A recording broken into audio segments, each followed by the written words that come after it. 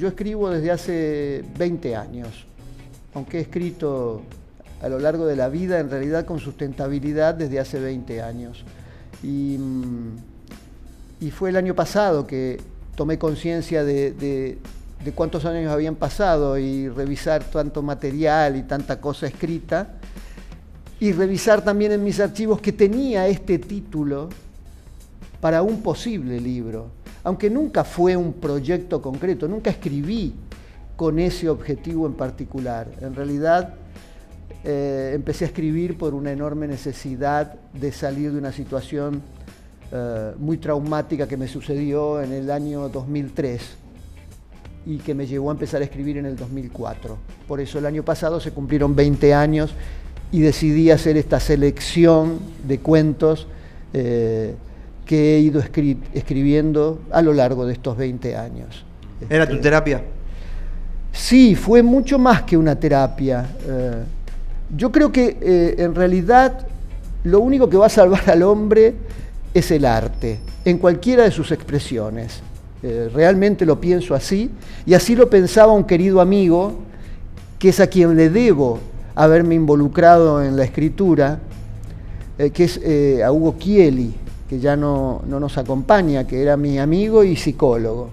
Y ante ese hecho traumático que yo sufro a finales de 2003, es que él me sugiere refugiarme nuevamente en el arte. Ya lo había hecho en otras instancias de mi vida, con la música, que es algo que siempre me acompañó. Luego lo hice con la fotografía, pero en ese momento Hugo me aconseja empezar a escribir con una cierta regularidad y a refugiarme en la palabra escrita. ¿Querés contarnos cuál fue el hecho o lo salteamos? No tengo ningún inconveniente. Por mi trabajo, yo me dediqué toda la vida a vender y a cobrar los negocios que hacía en harina. Yo trabajaba para un molino harinero que pertenecía a una corporación muy importante, y todos los días transitaba hasta ir al banco con dinero en efectivo. Y en el 2003 ya me habían asaltado en otras oportunidades de mi vida por mi trabajo, pero en el 2003 me sacan de una panadería en José C. Paz, 2 jóvenes. En esa instancia yo tenía mucho dinero encima, así que los tranquilicé porque estaban muy nerviosos, y la señora de la panadería, la dueña, estaba embarazada, así que traté de sacarlos de ahí, los convencí, me acompañaron hasta el auto y les di el dinero.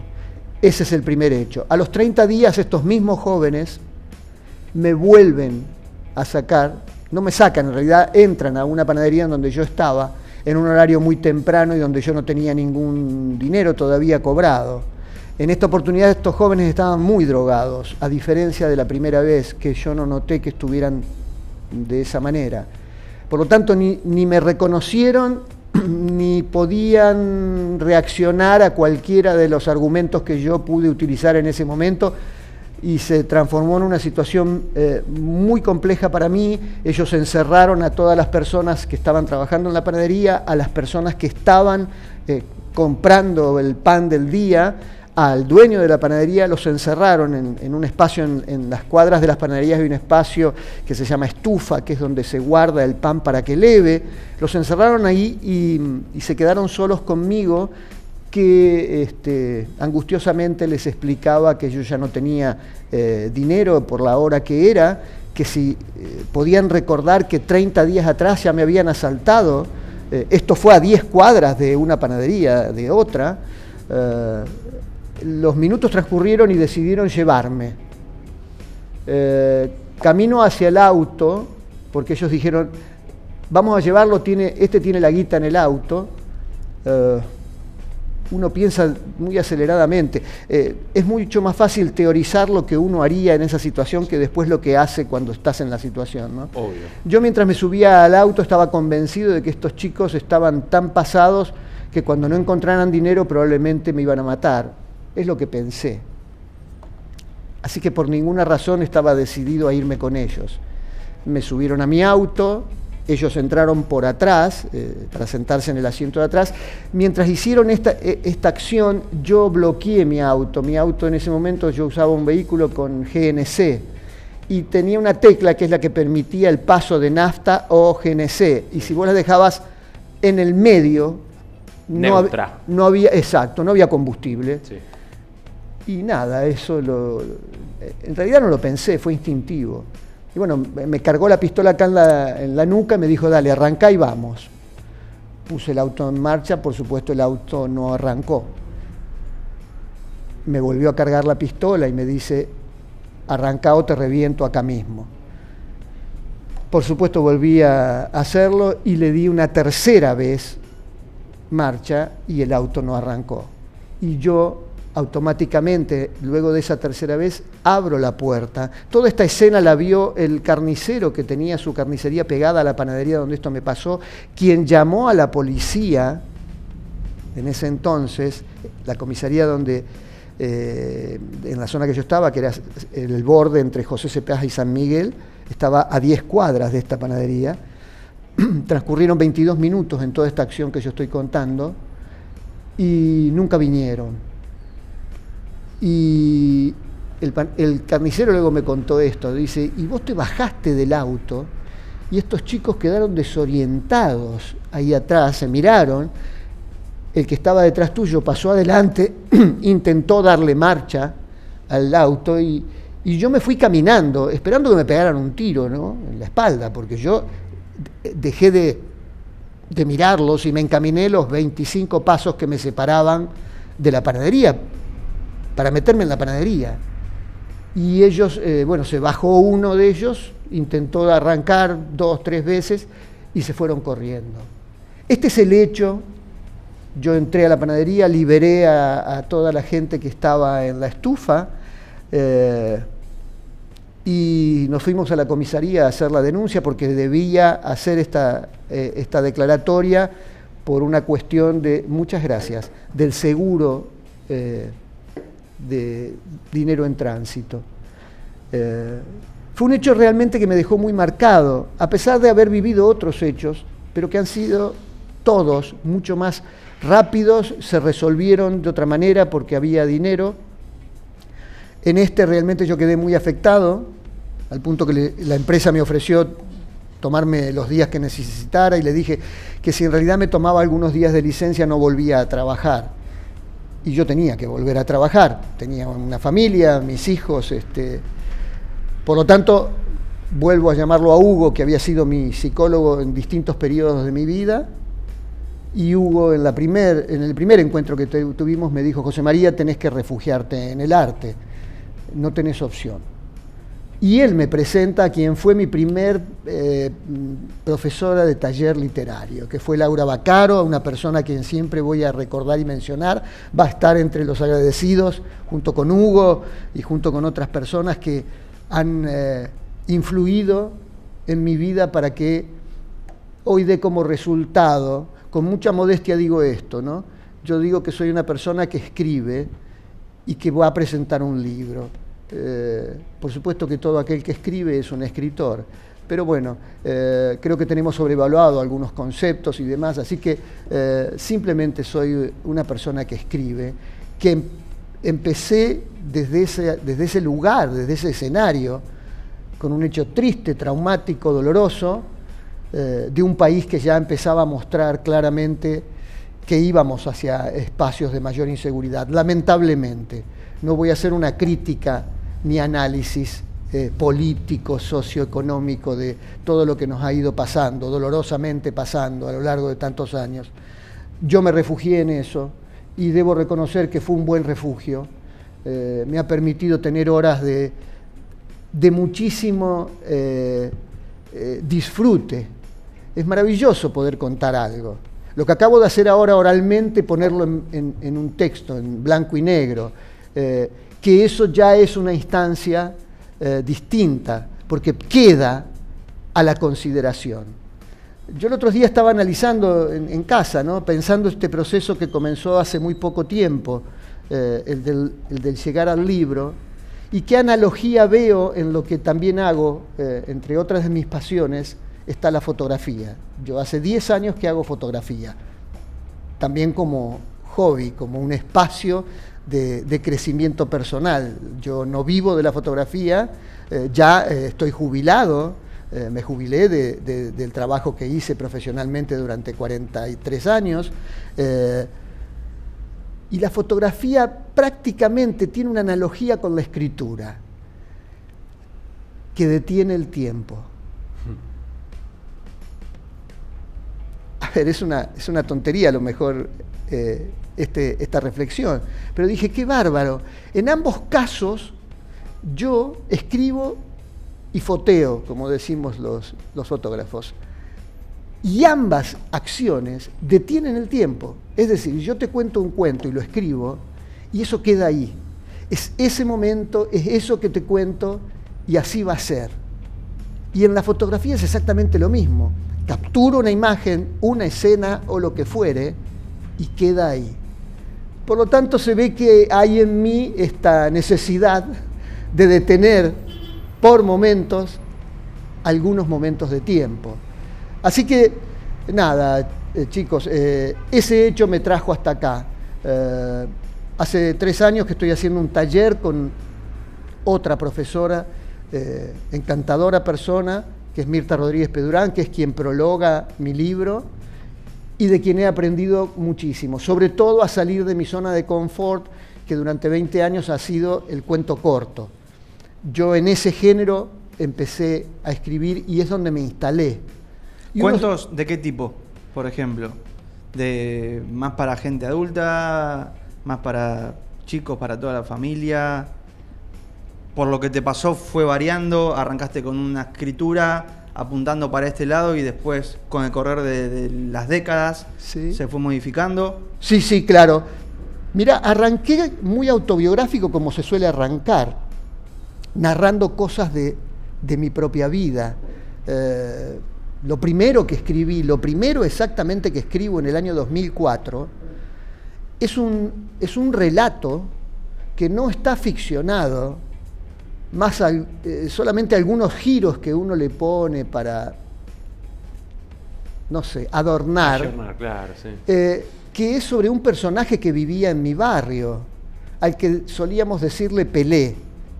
Era un seudónimo bastante cruel de nuestra parte, porque este muchacho era un muchacho mucho mayor que nosotros y tenía cierto retraso mental y jugaba a la pelota con nosotros en el campito de mi barrio, en el barrio del Hospital, al que yo atesoro en cada recuerdo que tengo de ese lugar, de ese espacio. Y nosotros le pusimos Pelé porque era justamente absolutamente poco habilidoso con la pelota. Y a él le encantaba que le dijéramos Pelé. Y él se sentía un héroe ante nosotros, que éramos chicos de 12 años, 11 años, y él ya era un muchacho de 30 y tantos, pero que compartía con nosotros como un igual. Yo tengo muchísimas anécdotas de él. Después de muchísimos años me encontré con una hermana de él, y me informó que había fallecido, y lo lamenté sinceramente, porque uno le tomó mucho afecto a ese personaje. Y de él escribo una situación en particular que viví en ese entonces. Ese fue mi primer relato. Después escribí otros. Algunos son ficción y algunos son regalos que te da la gente. Yo tengo el privilegio, desde hace también 20 años, desde el 2005, de poder viajar. Lo hago regularmente con mi familia, con mis hijos, con amigos, y ahora que estoy jubilado, más. Y en los viajes es imposible que yo no empatice con la gente, es mi naturaleza, me gusta conversar con la gente. Y la gente te regala cosas extraordinarias, porque te cuenta cosas propias de su vida y que no son tan distintas a las de uno, ¿no? No importa el país. Yo siempre digo, uno puede cambiar de escenarios, pero a los seres humanos nos atraviesan las mismas cosas, los mismos sentimientos, las mismas angustias y las mismas alegrías. Algunos escenarios son más bonitos que otros y es eso lo que cambia, el escenario. Pero me han regalado anécdotas increíbles y algunas les he pedido permiso y las he volcado en un texto, las he ficcionado algunas y otras no, las cuento tal cual me las narró. Y por eso el libro tiene 4 relatos que están dedicados a las personas que me regalaron el relato, y 2 son homenajes, uno a Julio Cortázar y otro a Jorge Luis Borges. Uno de ellos va a ser el que cierre el eje de lecturas, va a haber 4 lecturas el viernes, hechas por gente de mi afecto. Mis hijos, uno de mis hijos no vive aquí en Argentina, va a venir específicamente para acompañarme, lo cual me llena de emoción de solo hecho de pensarlo. Así que 2 de mis hijos van a leer, el tercero va a acompañar con su guitarra, él es músico, y nada, mi familia va a estar ahí a mi lado, y es un placer realmente. Me emociona pensarlo. Un regalo de tu familia para con vos, y para con esta historia, este círculo que nos estabas contando, de cómo nace tu vínculo con la escritura, con la literatura. Ahí vemos el flyer. En las cosas más pequeñas se esconden 1000 mundos. Es lo que nos aportan acá en producción. Ahí está. Esta frase, ¿de dónde sale? ¿Cómo se te ocurre? No, ¿qué cuenta? Esas son méritos del editor. Él armó esto con material, por supuesto las fotos sí son mías, son un pequeño raconto de lo que he ido capturando a lo largo de los años, y a Juan Lagomarsino, que es el editor de Editorial Liber, se le ocurrió este formato de contar.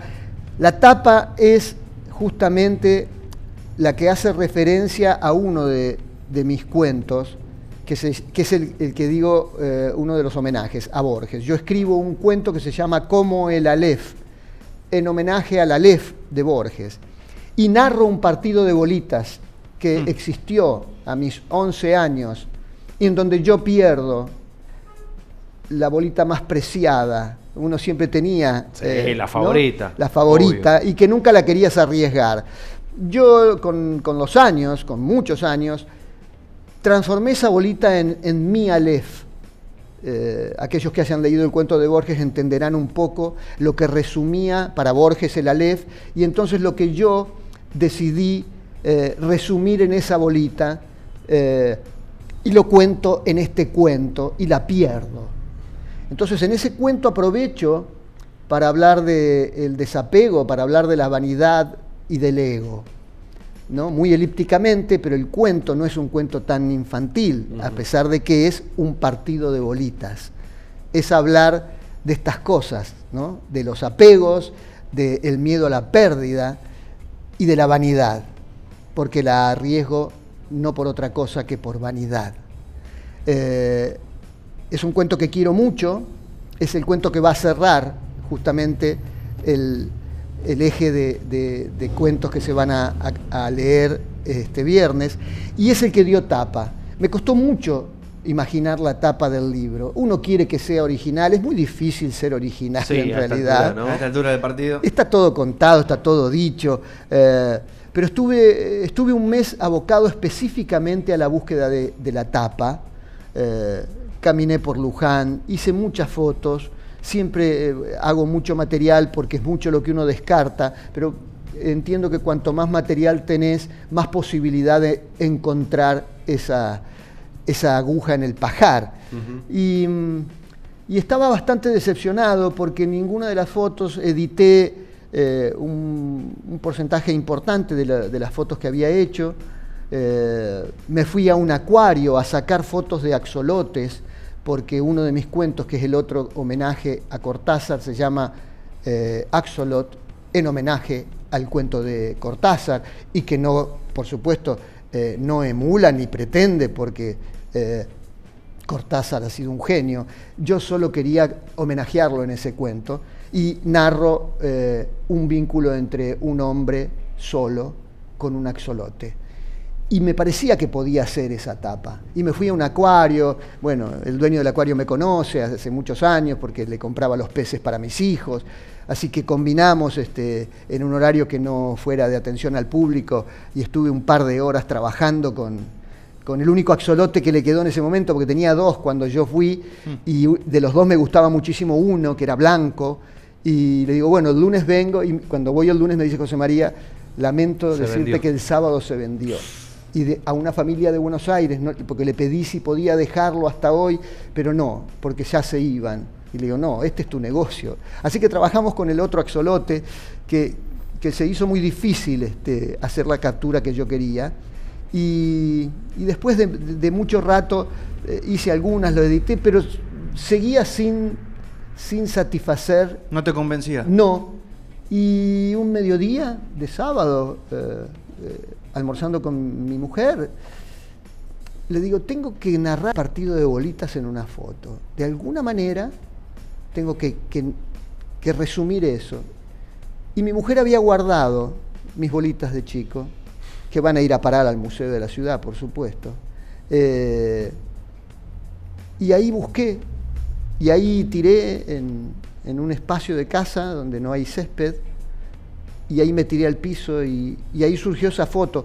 Y la verdad que es entrañable la foto porque a mí me gusta. En lo personal, obviamente que me tiene que gustar a mí, porque si no, no la pones en la tapa. Y creo que hasta ahora el libro todavía no ha salido, pero yo ya regalé algunos y ahí está puesta a consideración. Y ustedes ya lo han visto, cuál es la tapa, porque en toda la promoción que venimos haciendo, por supuesto, ahí está la tapa de Brevelatos, que envuelve todo, tapa y contratapa, porque es una foto más extensa, hay más bolitas interviniendo en esto. Pero me gusta cómo quedó, me gusta ese fondo desenfocado y que el protagonismo lo tengan las bolitas y esa bolita ahí que se ve roja y blanca, que tiene un protagonismo muy particular. Nada, ha sido un proceso fantástico, preparar, seleccionar, colaborar en la corrección de los cuentos. Tengo que agradecerle mucho a Juan Lagomarsino, a Mirta Rodríguez Pedurán, a mi esposa Daisy, que han estado a la par conmigo, aportando, ayudándome a quitar algunas cosas que a veces uno no ve.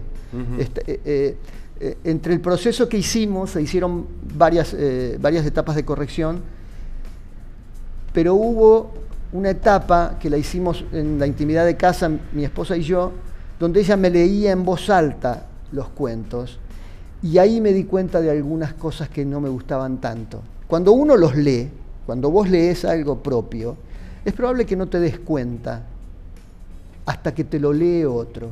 Y también despegarte en el tiempo, ¿no? Sí, claro. Este libro contiene 28 cuentos y relatos que abarcan los 20 años de escritura. No hay una cronología, de hecho el primer cuento con el que arranca es uno de los más recientes y termina también con el último que escribí, y en el medio están todos estos que fueron escritos en distintos años, en distintos momentos, en distintos estados de ánimo también. Porque como bien vos decías, no escribí siempre lo mismo. No siempre escribí ficción. A veces escribo ficción, totalmente ficción. En pandemia escribí un cuento que transcurre en Islandia y es absolutamente ficción. En otro momento he escrito algunos relatos donde los personajes existen, el lugar existe, la situación no existió, el hecho no pasó, uno pone eso. Y en otro momento escribí algo maravilloso que fue la primera amistad que me regaló un viaje, en un vuelo que era a Cuba y se termina cancelando y tuvimos que sobrevolar el aeropuerto de Panamá durante 2 horas, si me permiten contarlo porque sí, es muy lindo. Es un cuento que lo titulé Uno de Gallegos, y ahí en el avión me conozco con un gallego que viajaba como nosotros a La Habana y entró en pánico. Y yo trato de calmarlo para no pensar en mi propia muerte, porque todos estábamos muy asustados porque pensamos que el avión se iba a caer, nadie nos explicaba nada, nos decían que había un desperfecto técnico y que teníamos que volar hasta que se agotara el combustible para poder aterrizar.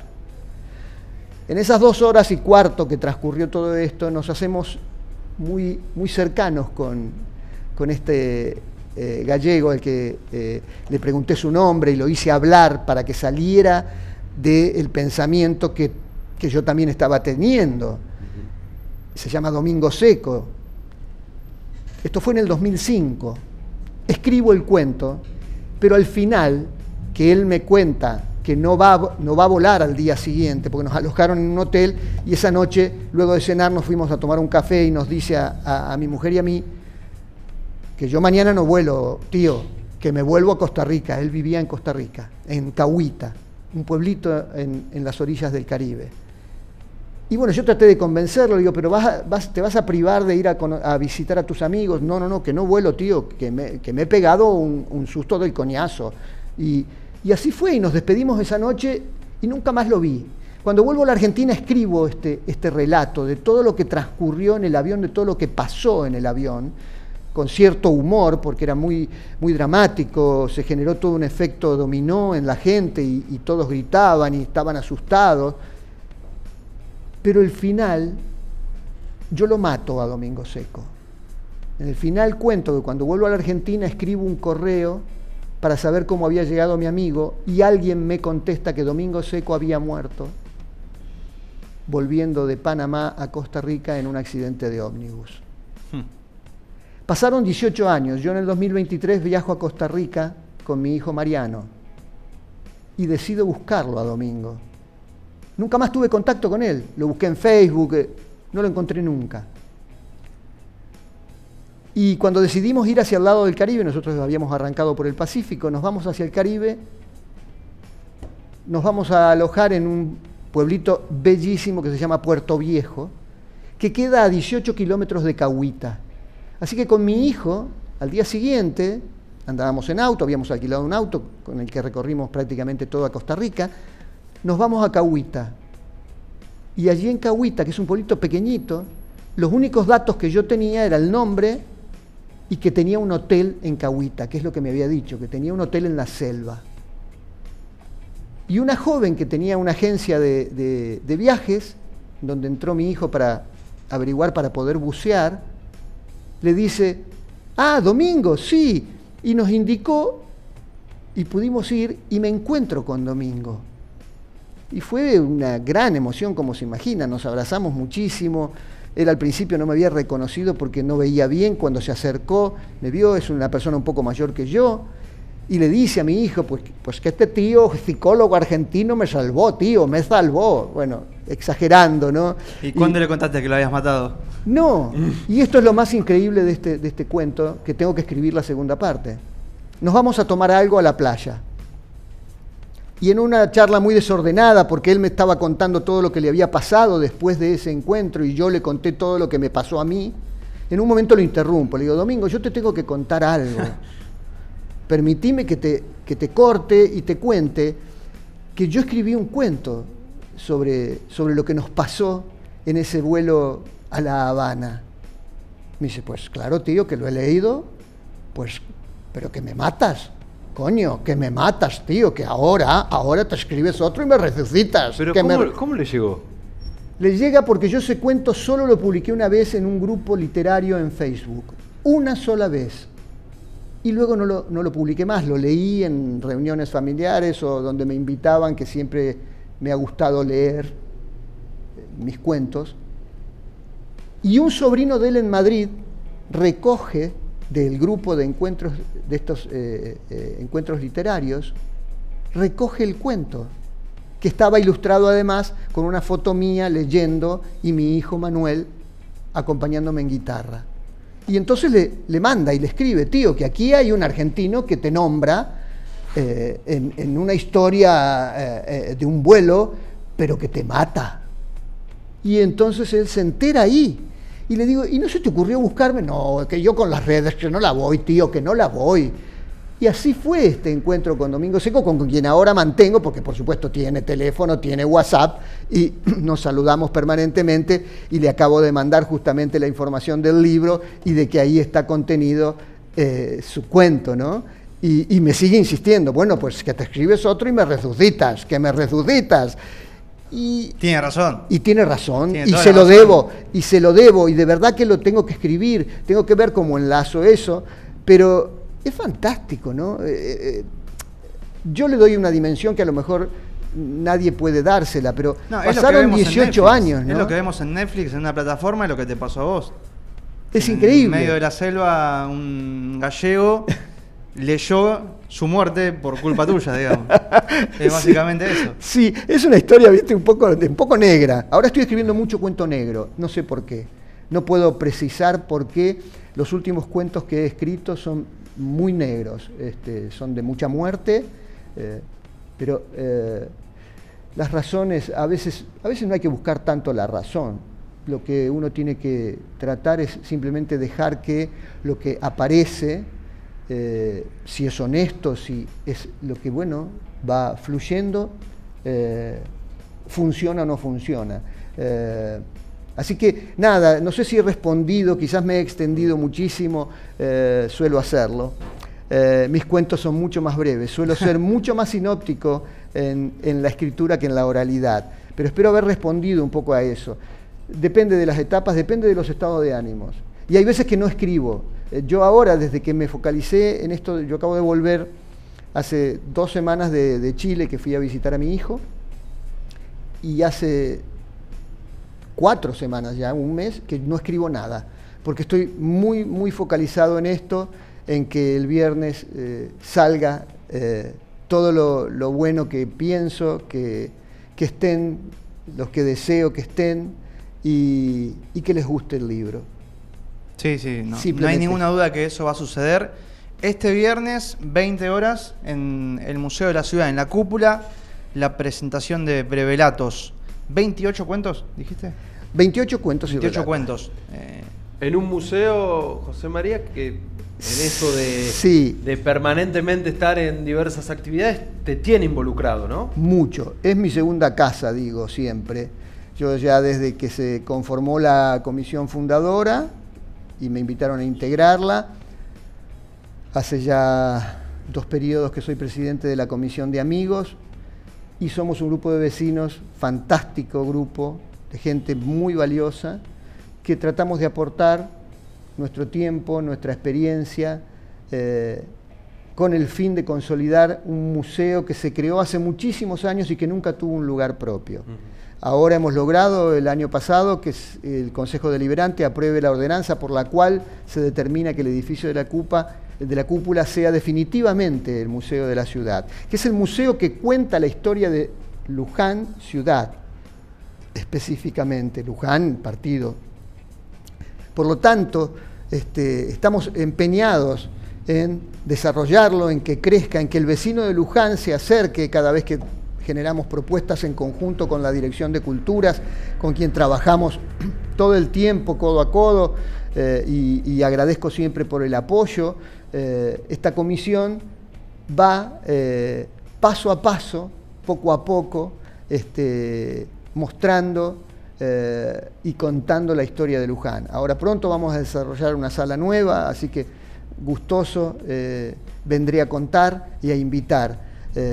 Y no sentí que podía presentar el libro en otro lugar. Se han presentado muchos libros, se han generado muchos eventos de distinto tipo, todos vinculados a la cultura y al eje temático que es Luján y su historia, y me pareció que era el lugar apropiado. No me siento más cómodo, sin desmerecer, por supuesto, tantos espacios que Luján nos ofrece, las bibliotecas entrañables, ya llevé y doné mi libro a las bibliotecas porque han sido y seguirán siendo parte de mi vida y de la vida de los vecinos de Luján, porque son protagonistas de la cultura, pero donde yo me iba a sentir más cómodo sin duda es en el Museo de la Ciudad.